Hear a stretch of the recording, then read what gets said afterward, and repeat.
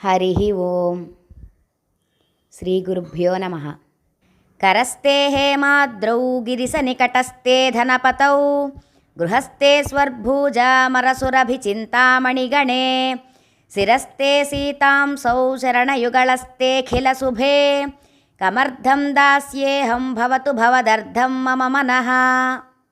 ఓ కైలాసవాస మహాదేవ, బంగారు కొండ కోదండముగా నీ చేతిలో ఉంది. మహాధనదుడైన కుబేరుడు మిత్రునిగా నీ ప్రక్కనే ఉన్నాడు. కోరిన మాత్రముననే ఎల్ల కోరికలను ఇచ్చే కల్పవృక్షములను, కామధేనువులను, చింతామణులను నీ అధీనములుగా నీ ఇంటిలోనే ఉన్నవి. అమృతకిరణుడైన చంద్రుడు భూషణముగా నీ శిరస్సున ఉన్నాడు. సమస్త శుభములను నీ పాదముల వద్దయుండగా సాంబశివ, నేను నీకు ఇయ్యదగిన వస్తువు ఏదియూ కనబడటం లేదు. సారూప్యం తవ పూజనే శివ మహాదేవేతి సంకీర్తనే సామీప్యం శివభక్తి దుర్యజనతా సాంగత్య సంభాషణే సాలోక్యంచ చరాచరాత్మకతను ధ్యానే భవానీపతే సాయుజ్యం మమ సిద్ధమభ్రమవతి స్వామిన్ కృతార్థోస్వ్యహం.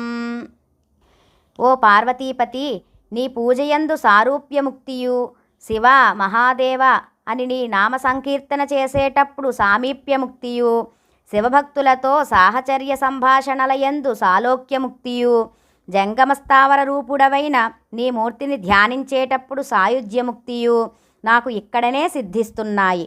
కాన నేను ధన్యుడనయ్యాను.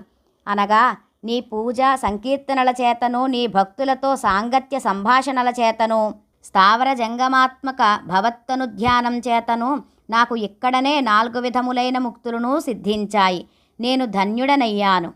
హరి ఓం. తత్సద్బ్రహ్మార్పణమస్తు.